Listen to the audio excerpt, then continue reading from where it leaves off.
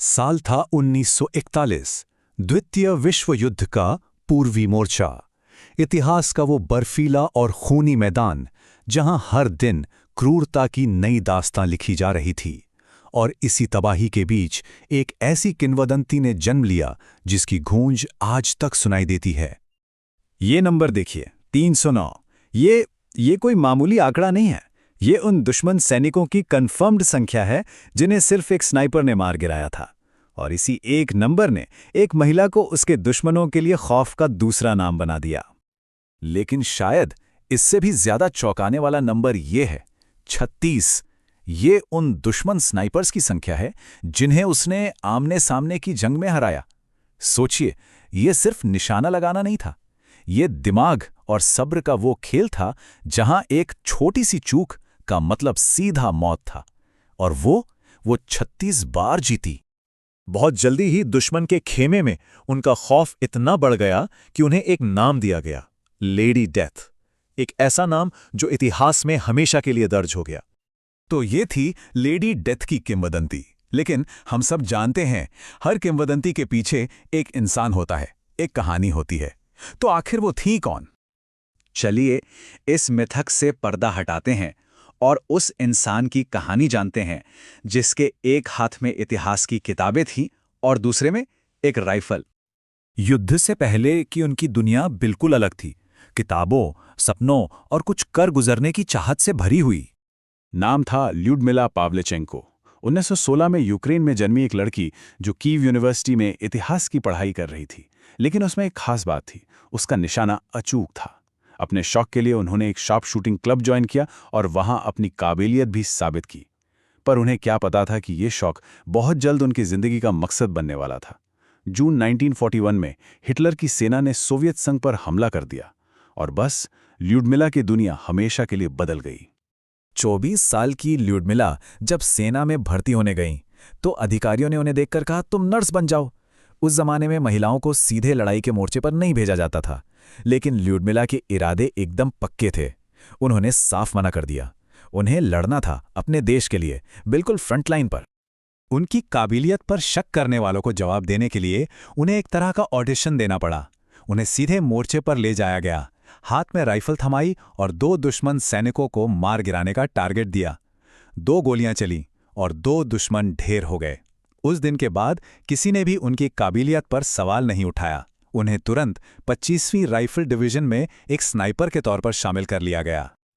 और यहीं से ओडेसा की घेराबंदी के साथ उनके उस सफर की शुरुआत हुई जिसने उन्हें लेडी डेथ बना दिया। शुरुआत में किसी की जान लेना उनके लिए आसान नहीं था, वो झिझकती थीं। लेकिन जब उन्होंने अपनी आंखों के सामने एक युवा साथी सैनिक को जर्मन गोली से मरते देखा तो उनके अंदर की सारी हिचकिचाहट नफरत में बदल गई। जैसा कि उन्होंने बाद में खुद कहा, उस पल के बाद मुझे कोई नहीं रोक सका। और उन्हें वाकई कोई नहीं रोक सका। ओडेसा की उस भीषण लड़ाई में सिर्फ 75 दिनों के अंदर उन्होंने 187 दुश्मन सैनिकों को मार गिराया। जब ओडेसा पर दुश्मन का कब्जा हो गया तो उनकी यूनिट को सेवस्टोपोल भेज दिया गया। अगले 8 महीने उन्होंने जंग की सबसे भयानक घेराबंदी का सामना किया। यहाँ लड़ाई और भी ज्यादा खतरनाक थी और यहीं पर ल्यूडमिला का हुनर अपने चरम पर पहुंच गया। सेवस्टोपोल में ल्यूडमिला का खौफ इस कदर बढ़ गया था कि जर्मन सेना को उनके खिलाफ एक साइकोलॉजिकल वॉर छेड़ना पड़ा। वो अपने लाउडस्पीकरों पर ऐलान करते कि अगर लेडी डेथ पकड़ी गई तो वो उसे 309 टुकड़ों में काट देंगे, उसके हर शिकार के लिए एक टुकड़ा। अब वो सिर्फ एक सैनिक नहीं थी, वो दुश्मन के लिए एक जीती जागती दहशत बन चुकी थी।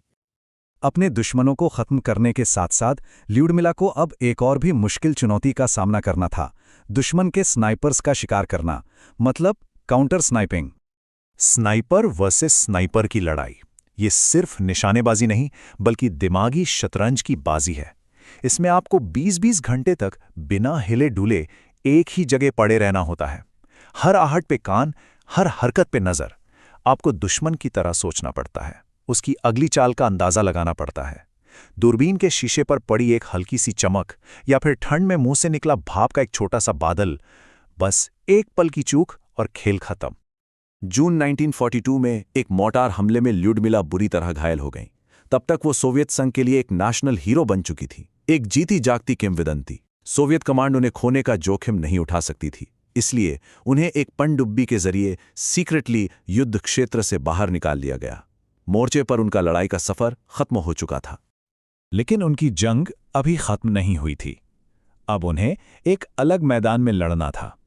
उन्हें एक डिप्लोमैटिक मिशन पर अमेरिका, कनाडा और ब्रिटेन भेजा गया, ताकि मित्र राष्ट्रों पर यूरोप में जर्मनी के खिलाफ दूसरा मोर्चा खोलने के लिए दबाव बनाया जा सके। अमेरिका में ल्यूडमिला का सामना एक अजीब हकीकत से हुआ। सोचिए, एक तरफ वो थीं जो युद्ध की तबाही देखकर आई थीं और अपने लोगों की जान बचाने के लिए मदद मांग रही थीं, और दूसरी तरफ थी अमेरिकी प्रेस जो उनसे पूछ रही थी, आपकी यूनिफॉर्म का रंग आपको पसंद है? क्या आप मोर्चे पर मेकअप लगाती हैं? इन बेतुके सवालों से तंग आकर उन्होंने शिकागो में एक स्पीच दी जिसने पूरे अमेरिका को झकझोर कर रख दिया। उन्होंने कहा, सज्जनों, मैं 25 साल की हूं और मैंने 309 फांसीवादी हमलावरों को मार गिराया है। क्या आपको नहीं लगता कि आप बहुत लंबे समय से मेरी पीठ के पीछे छिपे हुए हैं? उस एक सवाल ने पूरे हॉल में सन्नाटा ला दिया। उनका युद्ध का अनुभव तो खत्म हो गया, लेकिन उनकी कहानी अभी बाकी थी। चलिए देखते हैं कि मोर्चे के बाद उनका जीवन कैसा रहा। युद्ध के बाद ल्यूडमिला ने नए स्नाइपर्स को ट्रेनिंग दी। उन्हें सोवियत संघ के सबसे बड़े सम्मान hero of the Soviet union से नवाजा गया। उन्होंने वापस कीव यूनिवर्सिटी जाकर इतिहास में अपनी डिग्री पूरी की। और सबसे दिलचस्प बात, उनकी दोस्ती अमेरिकी फर्स्ट लेडी एलेनोर रूजवेल्ट से हुई, जो जिंदगी भर कायम रही। लेकिन इस बहादुरी और सम्मान के पीछे एक गहरी, अनदेखी कीमत थी।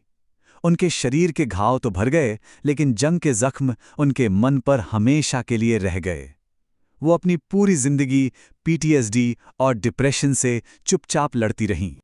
ल्यूडमिला पावलेचेंको की कहानी सिर्फ 309 मौतों का एक आंकड़ा नहीं है, ये एक इंसान के असाधारण साहस और बलिदान की कहानी है।